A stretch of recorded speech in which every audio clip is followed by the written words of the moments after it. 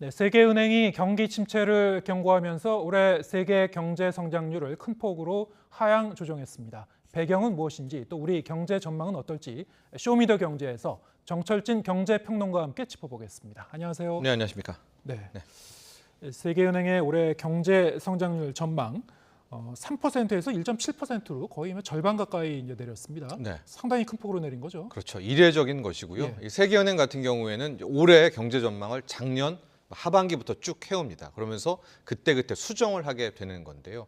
최근에 원래는 3%의 세계 경제 성장률을 전망을 했던 것을 이제 말씀하신 대로 거의 반토막을 내는 1.7%로 하향 조정을 했습니다. 네. 상당히 큰 폭으로 낮춰 잡은 거고요. 예. 세계 경제뿐만이 아닙니다. 미국 같은 경우에는 0.5%로 굉장히 낮춰 잡았고요. 예. 유럽은 아예 제로, 0%. 중국도 5도 안 됩니다. 4.3%로 잡았는데 이유는 실은 너무나도 우리한테 익숙한 겁니다. 인플레이션은 쉽게 꺾이지 않을 거다. 네. 그래서 고금리, 높은 금리와 긴축은 이어질 거다.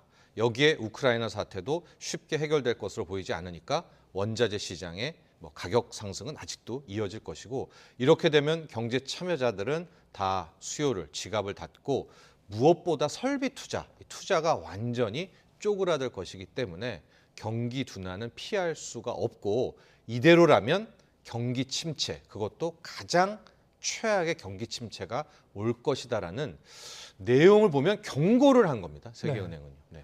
세계 경제 성장률이 1.7%라는 그 수준은 네. 과거에 비춰봤을 때 어떤 위기 상황이 왔을 때나 봄직한 그런 수준입니까? 그렇습니다. 2020년은 코로나였으니까 뺀다고 치면요. 그 예. 전으로 가면 2008년 말 세계 금융 위기 터지고 그 다음해였던 2009년 예. 그때 수준으로 지금 세계은행은 바라보고 있는 겁니다. 말씀하신 것처럼 미국 같은 경우에는 거의 0%에 근접하는 그런 경제 성장률을 이제 전망을 했고, 네. 이 선진국 상황이 특히 좀 안 좋게 되면은 네. 우리의 이제 수출 전선도 상당히 좀 그 상황이 안 좋아지는 것이고, 네. 일단 이제 이게 세계 경제 성장률 전망치가 이렇게 낮아질 경우에는 국내에 있는 소비자들 입장에서는 그럼 네. 나한테는 어떤 그 파급이 있는 건지 좀 궁금할 것 같은데요. 이게 이 개인한테는 어떤 그 파급 효과가 있는 겁니까? 그렇습니다. 세계 경제 성장률 1%, 2%, 3% 잘 안 왔지 않습니까? 잘 안 와닿잖아요. 예. 쉽게 생각하면 샐러리맨 분들은 나의 임금 상승률, 예. 아니면 또 자영업자분들은 나의 매출액 규모가 커지는 이것의 비율이라고 생각해 보시면 되고요. 네. 가령 미국의 성장률이 0.5%다. 그렇다면 거의 올 한 해는 소득이든 비즈니스든 뭐든 다 제자리 걸음이다라고 생각해 보시면 되는데요. 여기에는 그러나 우리가 유지 비용이라는 게 있잖아요. 게다가 인플레이션에 따른 또 네. 자산 가치의 감소분이 있으면 실질적으로 역성장하는 그런 한 해라고 볼 수 있는 것이죠. 실질적으로 마이너스 성장할 그렇습니다. 수도 있다. 네. 좀 심각한 건데요. 네. 그러면은 어쨌든 변수는 없습니까? 우크라이나 전쟁이나 중국 상황 등 네. 여러 가지를 짚을 수 있겠습니다만 어떤 반전의 가능성은 없습니까? 세계은행이 살짝 언급한 것은 아닌데요. 말씀하신 겁니다. 지금 우크라이나 사태가 인류의 바람이기도 하죠. 종전이 아니더라도 휴전 국면으로 좀 가게 된다면 이게 재건 쪽으로 가게 되거든요. 네. 우크라이나 이슈, 재건 이슈. 그러면 성장 엔진을 다시 돌릴 수가 있지 않겠습니까? 예. 그러면 경기 침체하에서 그 강도를 줄이거나 방향을 좀 틀 수가 있고, 가장 많은 기대를 거는 것은 역시 차이나, 중국입니다. 중국이 코로나 때문에 지금 힘들어하고 있지만 저 코로나를 해결하고 나고 리오프닝이 되면 중국이 경기 부양에 나설 수 있지 않겠느냐. 네. 또 시진핑도 3연임 이후에는 뭔가 인민들에게 베풀어야 될 부분들이 있을 것 아닌데, 이것을 일종의 경기 부양으로 해준다면 굉장히 큰 엔진 아니겠습니까? 예. 그래서 경기 침체를 좀 막는 카드로 또 이런 중국 쪽의 경기 부양 변수 이런 것들을 좀 꼽을 수 있겠습니다. 네. 또 우리가 이제 눈여겨봐야 될 점이 이제 미국의 기준금리죠. 그렇죠. 연준 의장 제롬 파월 연준 의장이 고금리 기조를 올해 유지하겠다 이런 의지를 밝혔습니다. 네. 어떤 의미가 있는 겁니까? 바로 어제였었죠. 이제 제롬 파월 연준 예. 의장이 스웨덴 중앙은행에 가서 특별하게 이슈가 있어서 간 건 아니고 이제 다시 포럼 주제가 중앙은행과 정치적 독립성 이런 주제에서 연설을 했었는데요. 일단 굉장히 원론적인 이야기를 한 겁니다. 네. 이게 특별히 매파적인 이야기는 아니었거든요. 가령 물가가 오르니까 물가 안정을 하려면 중앙은행 책무는 금리를 올려야 되고 이것은 뭐 인기 없는 정책일 수도 있다. 그리고 정치적 독립성을 뭐 지켜야 되고 정치적인 고려나 이런 압박은 없고 하지도 않겠다라는 그래서 시장이 어제 오늘 좀 오른 이유가 요 정도 멘트는 이제 매파적 발언으로 안 보고요. 네. 그 파월이 좀 쓸 때 좀 강력할 때 쓰는 말이 있거든요. 예. 물가 잡기 위해 할 거 다 하겠다. 예. 우리는 가야 할 길이 멀다.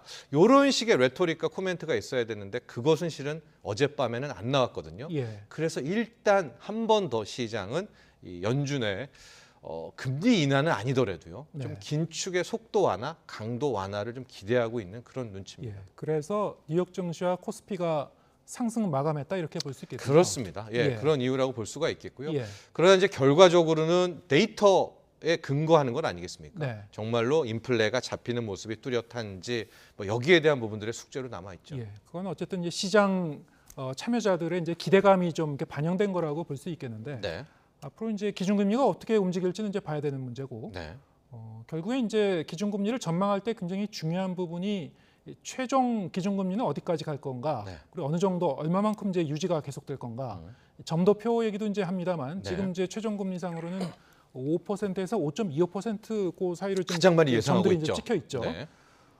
그런데 이런 상황에서 JP 모건 CEO가 연준이 이제 인플레이션을 완화하기 위해서 금리를 연말쯤 가면은 6% 정도까지 올릴 수도 있을 것이다라는 게 전망을 했습니다. 네.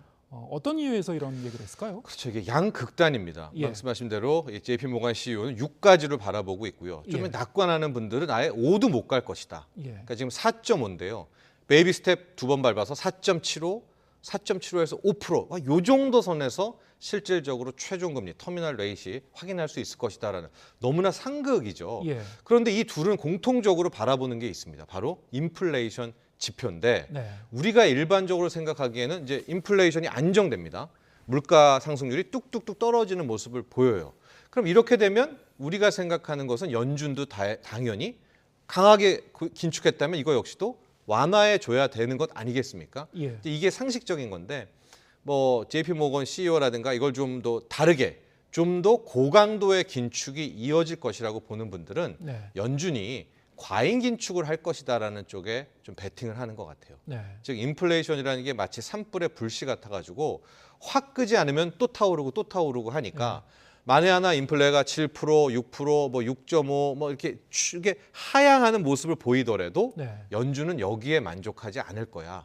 오히려 과잉 긴축을 해서 예. 더 강력하게 아예 뿌리를 뽑을 거야라고 보는 분들은 소위 말하는 인플레이션 완화에도 끝까지 고강도의 긴축을 갈 것이라고 보는 것이고요. 반면에 이 상황을 좀 낙관하는 것은 그게 무슨 얘기냐. 물가가 안정되는 모습 보이면 당연히 연준도 살살 해야 되는 게 맞지 않느냐. 네. 이 이제 두 가지 시선이 있는 거죠. 연준의 예. 정책에 대한. 그게 아마 이 상반기에는 이 기준금리를 좀 올렸다가 네. 한동안 끌고 가다가 이제 연말쯤 돼가지고 다시 확 이제 끌어올릴 거라는 게 이제 이 JP 모건 CEO의 그 생각 같은데 네. 말씀하신 대로 좀 과도하게 그렇게 끌고 갈지 아닐지는 이제 좀 시간이 지나봐야 할 문제이고 그렇죠. 해석상의 문제군요. 예, 이거는. 또 지표도 봐야 되겠고요. 네. 그때 나오는. 네. 예. 자 이제 시장의 관심은 내일 발표가 되죠. 네. 미국 소비자 물가 지수에 이제 모여지고 있습니다. 네. 자 이게 상당히 중요하다고 하는데요. 하나의 상당히 흐름을 중요합니다. 읽는 가늠자라고요. 예, 네. 그렇죠. 작년을 보면 작년 6월에 9%가 찍힙니다. 예. 이게 1980년대 이후에 처음 보는 구자의 소비자 물가 상승률 아니었습니까, 미국에? 그러나 그 다음부터 점점점 떨어지는 모습을 보이고 있어서 네. 현재까지는 그때 여름에 9%를 인플레이션 정점이다. 정점론을 이제 계속해서 주장을 하고는 있는데, 자 마지막에 활용 점정은 일단은 이제 내일 밤에 발표되는 미국의 12월 소비자 물가 상승률입니다. 네. 현재 시장 예측은 6.5%, 뭐 6.7도 보고 6.6도 보고 6.5도 보고 있지만 이제 가장 낮은 것을 봐야 되지 않겠습니까? 예. 그래서 한 6.5%를 기준으로 해서 내일 밤 10시 반에 한 6.5 정도가 나왔다라고 하면 이것은 뭐 누가 봐도 인플레가 확연히 정점을 찍고 가라앉는 모습이 나올 것이고요. 네. 반면에 이게 6.5, 6.6도 넘어서는 6.7도 넘어서는 뭐 6.8 정도가 찍히게 되면 이때부터는 앞서 말한 것처럼 연준의 과잉 긴축이 또 우려가 커질 겁니다. 네. 이거 봐라. 아직은 안 잡혔잖아. 반면에 6.5보다도 더 떨어지게 될 경우에는 지금 막 시장이 좀 들떠 있잖아요. 예, 연초이기도 하지만 증시가 오르고 있는 거에 조금 더 가속도가 붙을 가능성도 있어서 결국에 1월 효과가 있냐 없냐는 이제 내일 밤에 나오게 될 미국의 소비자 물가 상승률 6.5보다 더 높게 나오느냐, 네. 낮게 나오느냐가 네. 관건이 될 것 같습니다. 6.5를 넘느냐, 그 미치냐 이게 네. 이제 관전 포인트군요. 네. 우리가 이제 미국 기준금리에 대해서 미국 상황에 대해서 이렇게 길게 얘기한 이유 중에 하나는 네.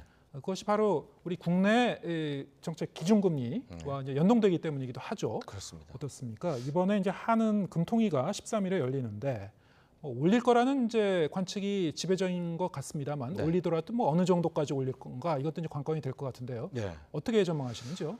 이게 참 뭐 누가 시나리오를 짠 것처럼요. 이제 내일 밤에 미국의 12월 소비자 물가 상승률을 확인할 수가 있겠죠. 예. 그리고 그 다음 날인 이번 주 금요일이 한국은행 금통위가 있습니다.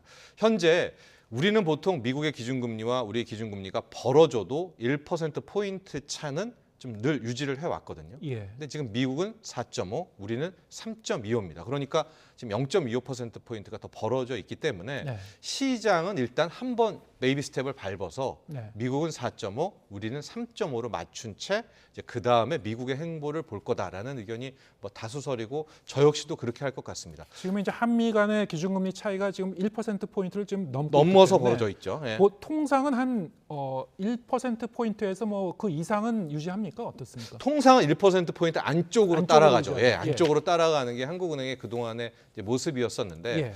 자, 근데 이제 최근에 보면 환율이 굉장히 안정이 돼 있단 말입니다. 예. 그러니까 그런 것들을 좀 고려를 하면 우리가 포인트는 내일 올리냐 마냐도 중요하지만 우리의 최종 금리는 얼마일까도 네. 굉장히 중요한 변수거든요. 예. 지금 그 작년 말에서 올해 넘은 신년사에서 이창용 총재는 뭐 시장에서는 3.5가 끝일 거야. 그러니까 이번에 올리고요. 3.75가 끝일 거야라고 했는데 그거 생각하지 마라. 물가 잡는데 최선을 다하겠다는 이야기는 하기는 했습니다. 네. 이창용 총재가. 근데 이제 올리고 나서 전날 미국의 소비자 물가 상승률을 봤겠죠.